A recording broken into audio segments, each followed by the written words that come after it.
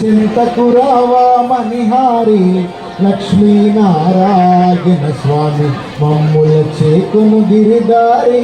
శ్రీమన్నారాయణ శౌరి చింతకు రావా మణిహారి లక్ష్మీనారాయణ స్వామి మమ్ముల చేకును గిరిదారి దివ్యమైన నీదు వ్రతము దేవమౌని తెలుపునయా